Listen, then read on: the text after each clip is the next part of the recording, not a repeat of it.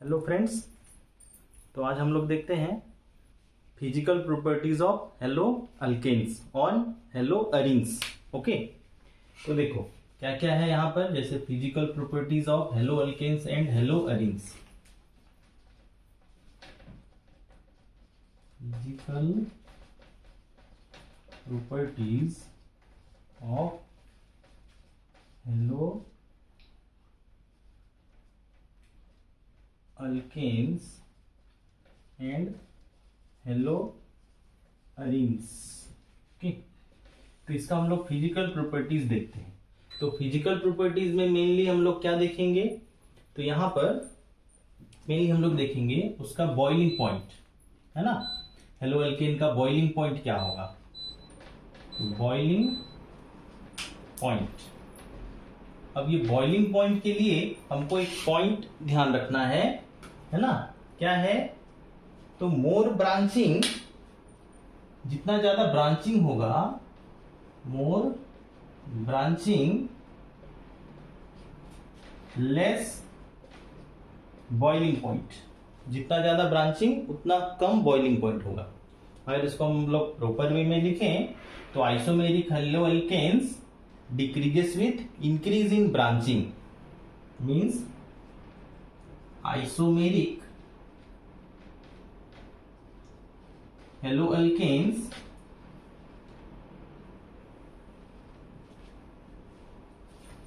Boiling point of, है ना, क्या लिखेंगे हम लोग यहां पर, तो boiling point of isomeric haloalkanes decreases with increase in branching, means जितना ज्यादा ब्रांचिंग उतना कम बॉइलिंग पॉइंट होगा, है ना। जैसे हम लोग यहां पर कुछ एक मॉलिक्यूल लेते हैं, CH3 CH2 CH2 CH2 Br। एक और मॉलिक्यूल ले लेते हैं, CH3 CH2 CH CH3, यहां पे हम लोग Br को रख लिए। फिर क्या करते हैं, तो CH3 CH3 Br and 1 CH3 है। तो अब यहां पर हम लोग देखें तो इनका बॉइलिंग पॉइंट क्या क्या होगा, है ना। तो यहां पर देखें तो ये हमारा एक लीनियर फॉर्म है, लीनियर मॉलिक्यूल है, एन ब्यूटाइल ब्रोमाइड। ये हो गया हमारा सेक ब्यूटाइल ब्रोमाइड और ये हो गया हमारा टर्ड ब्यूटाइल ब्रोमाइड। तो यहाँ पर एक भी ब्रांचिंग नहीं है, कार्बन अपने लीनियर चेन फॉर्म में है, स्ट्रेट चेन। यहाँ पर एक ब्रांचिंग है, यहाँ पर दो ब्रांचिंग है ना। ये अगर चेन लेते हैं तो ये एक ब्रांच, ये एक ब्रांच। तो यहाँ पर जितना ज्यादा ब्रांचिंग होगा, more branching less boiling point, means इसका बॉइलिंग पॉइंट इन दोनों से कम होगा। तो कितना है इसका बॉइलिंग पॉइंट, 346 केल्विन सबसे कम। सेकंड किसका है, 364 केल्विन, और इसका कितना है, 375 केल्विन। ओके, तो ध्यान रखना है ना। तो मोर ब्रांचिंग लेस बॉइलिंग पॉइंट। तो इसका बॉइलिंग पॉइंट अगर हमको इसको अरेंज करना है तो हम लोग कुछ इस ऑर्डर में इसको अरेंज कर सकते हैं, है ना। नेक्स्ट देखते हैं, बॉइलिंग पॉइंट में ही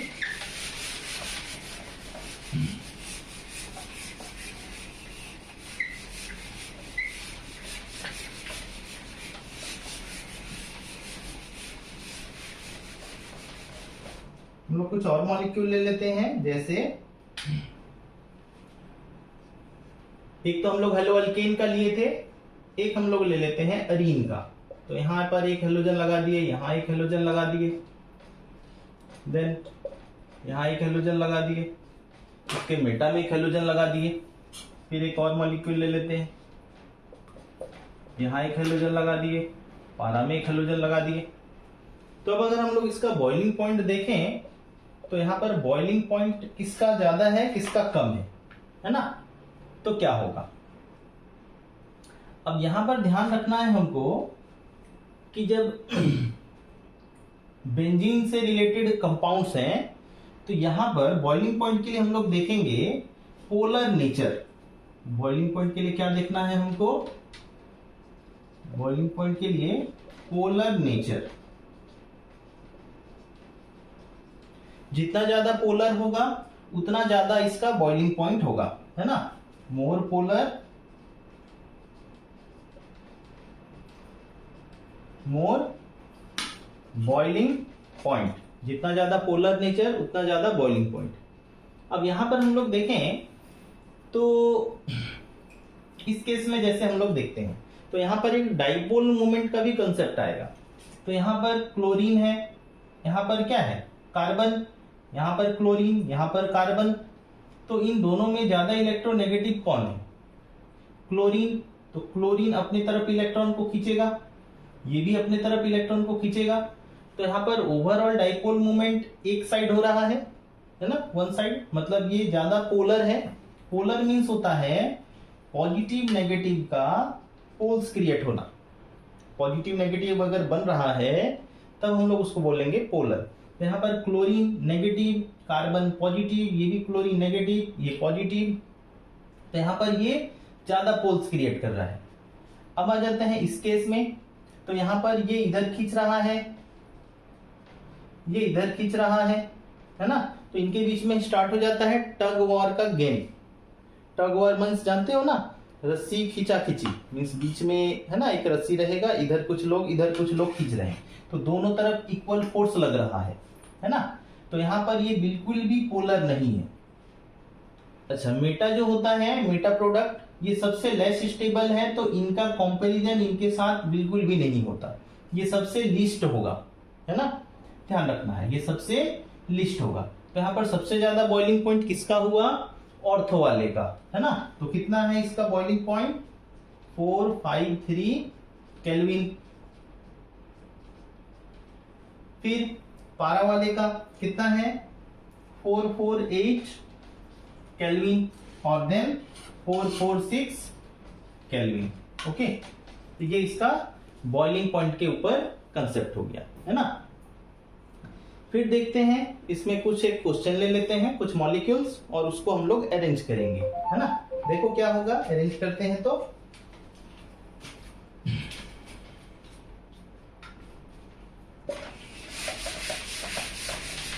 इसी कंसेप्ट के ऊपर हम लोग इसको अरेंज करेंगे, है ना। क्या होगा तो देखो, क्वेश्चन है arrange the following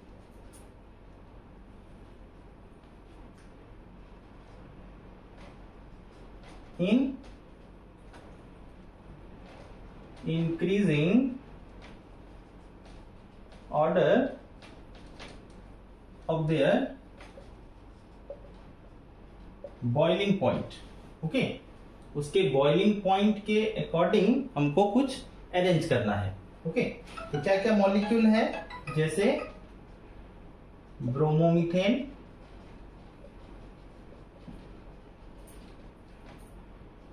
bromoform, and then chloroform, and then dibromo methane.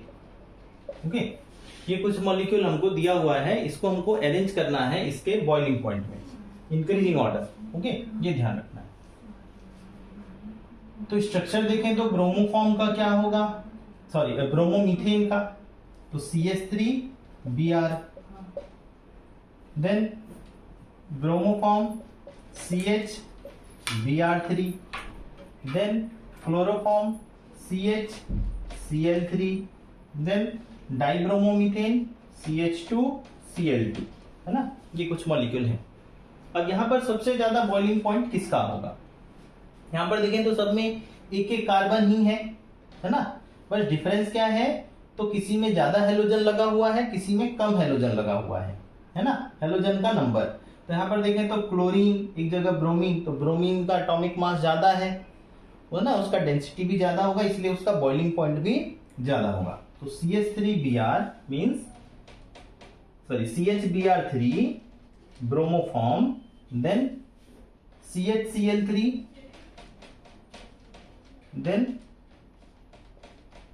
ये है ना CH2Cl2 दो chlorine, and then CH3Br।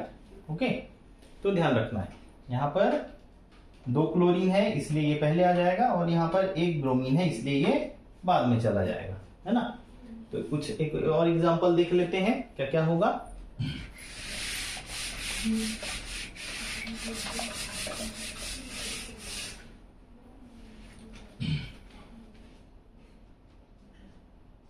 One chloropropane, isopropyl chloride, and then one chlorobutane. Okay, ये कुछ हमको कंपाउंड दिए हुए हैं, इसको हमको अरेंज करना है, तो इसका स्ट्रक्चर बना लेते हैं। तो वन क्लोरो प्रोपेन हो गया CH3 CH2 CH2 Cl, isopropyl हो गया CH3 CH CH3 Cl, iso, है ना। ये सब इसके कॉमन नेम है, ये इसके कॉमन नेम है ना। कॉमन नेम ऑलरेडी एक वीडियो में मैंने बताया है, तो आप प्लीज उसको वॉच करें बेटर अंडरस्टैंडिंग के लिए। One chlorobutane CH3 CH2 CH2 CH2 Cl। Okay, ये हो गया। तो यहां पर अगर हम लोग देखें तो सबसे ज्यादा बॉइलिंग पॉइंट किसका होगा। हम लोग जानते हैं कि अगर कार्बन बिना ब्रांचिंग में है तो उसका बॉइलिंग पॉइंट सबसे ज्यादा होगा। यहाँ पर देखें तो 3 कार्बन है देन क्लोरीन है, यहाँ पर 4 कार्बन है देन क्लोरीन है, तो ऑब्वियसली इस मॉलिक्यूल का ज्यादा होगा। CH3 CH2 CH2 CH2 Cl, then किसका आना चाहिए। तो यहाँ पर देखो एक ब्रांचिंग है, यहाँ पर बिल्कुल भी ब्रांचिंग नहीं है, तो यहाँ पर CH3 CH2 CH2 Cl and then branching molecule. Okay, ये कुछ अरेंजमेंट हो गया। उसके बाद देखते हैं नेक्स्ट, बॉइलिंग पॉइंट हो गया, मेल्टिंग पॉइंट देखते हैं, है ना। मेल्टिंग पॉइंट क्या होगा।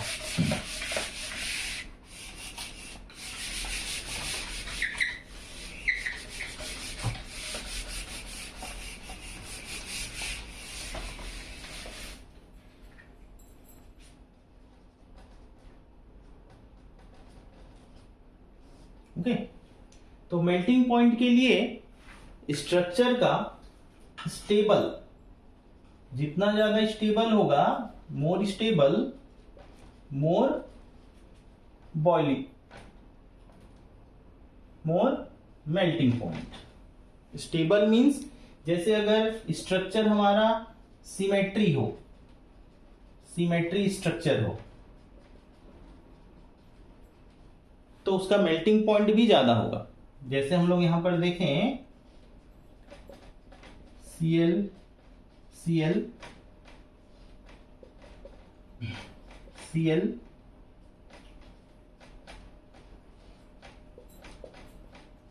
Cl एंड Cl, तो यहां पर मेल्टिंग पॉइंट सबसे ज्यादा किसका होगा।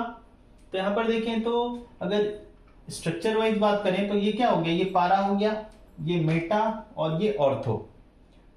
अब इसमें से स्टेबल कौन सा है सबसे ज्यादा, तो हम लोग जैसे जानते हैं पारा is more stable then ortho, है ना, देन मेटा। इन दोनों से ये बहुत ज्यादा स्टेबल है, तो इसका मेल्टिंग पॉइंट सबसे ज्यादा होगा, है ना, due to symmetry structure.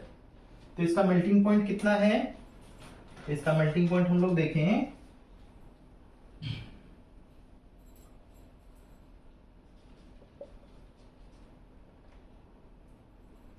256 kelvin,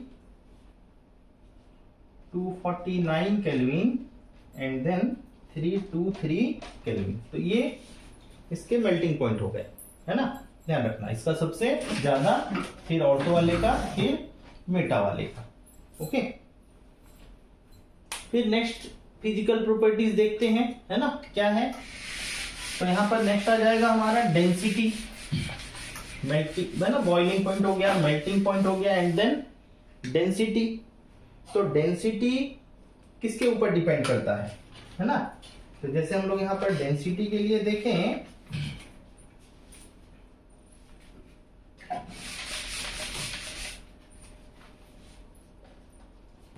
density next physical property.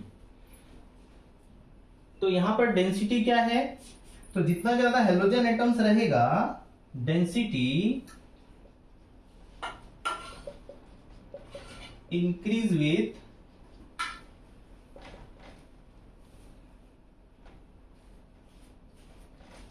increase in number of carbon atom, halogen atom, है ना, ये सब से इंक्रीज होता है। जैसे एक दो एग्जांपल ले लेते हैं, है ना, C3H7I, CCl4, CHCl3, CH2Cl2, C3H7Br, then C3H7Cl। तो यहां पर सबसे ज्यादा डेंस कौन सा है, तो यहां पर अगर हम लोग देखें तो आयोडीन का एटॉमिक मास सबसे ज्यादा होता है। आयोडीन का एटॉमिक मास कितना होता है, 127, ओके, सबसे ज्यादा होता है। तो ऑब्वियसली इसका डेंसिटी इससे, है ना, इन सबसे ये ऑर्डर में रहेगा, ओके, ध्यान रखना है। फिर नेक्स्ट आते हैं, तो नेक्स्ट फिजिकल प्रॉपर्टी हो गया, बहुत इंपॉर्टेंट है वो, है ना, सॉल्युबिलिटी, काफी इंपॉर्टेंट फिजिकल प्रॉपर्टी, और इस पर बेस कुछ क्वेश्चंस भी आते हैं, है ना। तो देखो क्या होगा, solubility,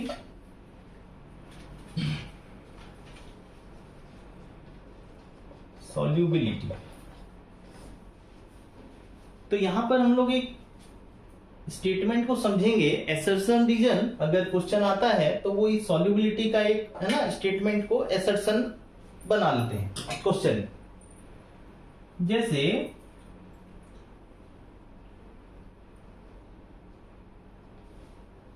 hello alkanes are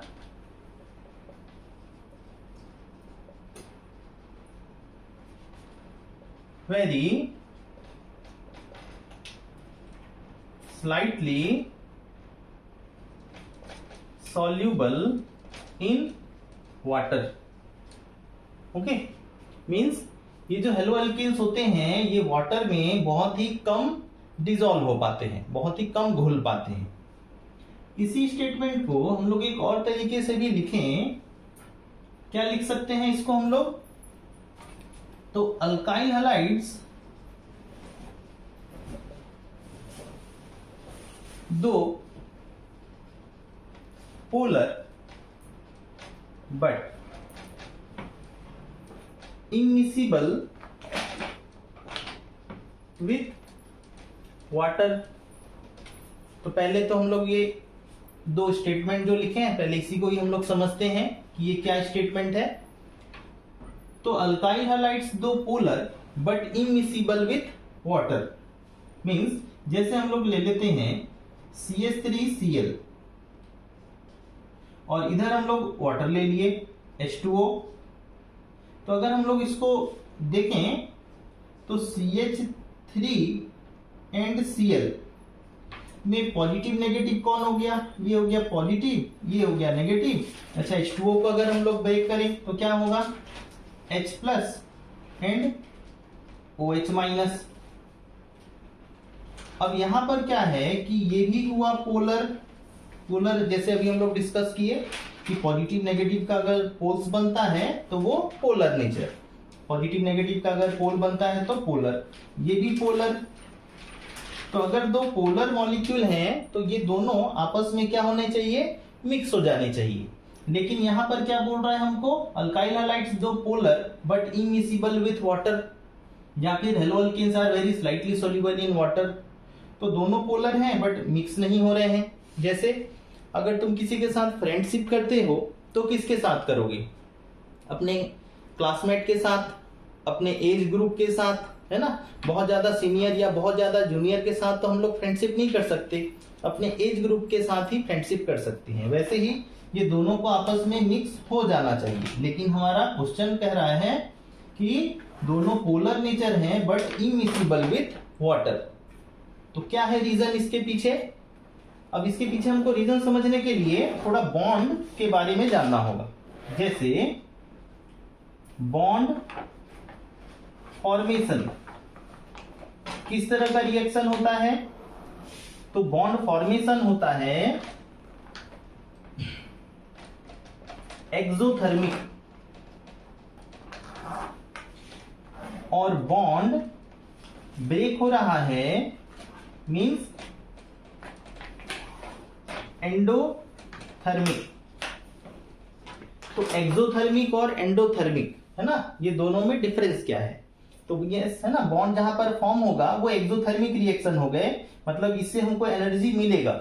exothermic means हमको एनर्जी मिलेगा, endothermic means bond break means हमारा एनर्जी खर्च हो रहा है उसको बॉन्ड ब्रेक करने में। अब यहां पर क्या होता है कि जैसे ये CH3Cl हो गया, ये H2O हो गया, तो ये दोनों आपस में बॉन्ड ब्रेक होंगे इनिशियली, लेकिन उसके बाद क्या होगा, एक नया बॉन्ड सेटअप होगा। मींस H यहां पर सॉरी OH यहां चला आया, इसके पास Cl यहां चला आया, तो एक नया बॉन्ड सेटअप होगा। तो जब ये नया बॉन्ड सेटअप होगा तो फिर हमको क्या होना चाहिए कि अगर हम लोग कुछ नया प्रोडक्ट फॉर्म कर रहे हैं तो उससे हमको एनर्जी भी ज्यादा गेन होना चाहिए। रिएक्शन का ये आउटपुट होता है। अगर हम लोग कोई बॉन्ड फॉर्मेशन कर रहे हैं नया, तो उससे हमको कुछ आउटपुट मिलना भी चाहिए।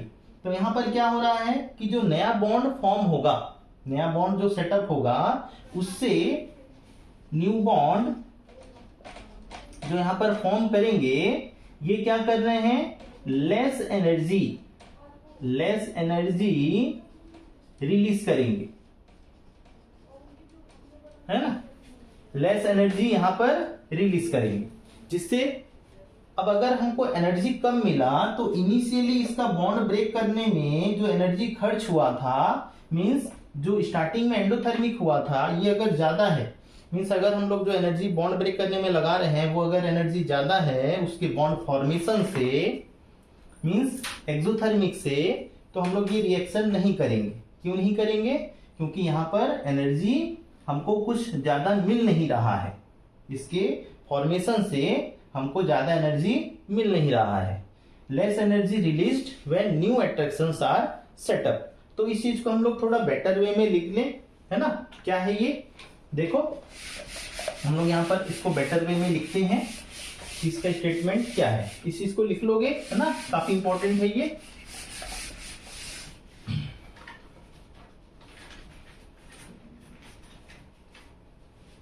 इसके अब आंसर में बोलो या रीजन में बोलो, है ना।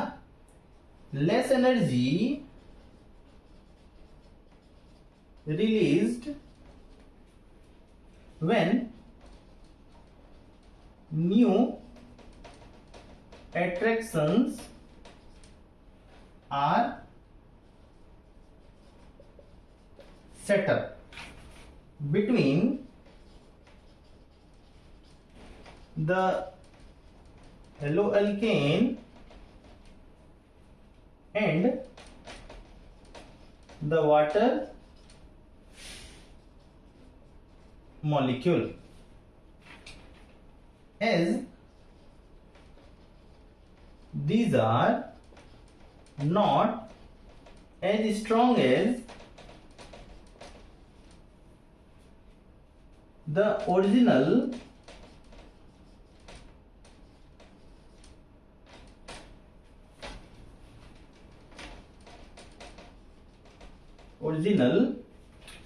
hydrogen bond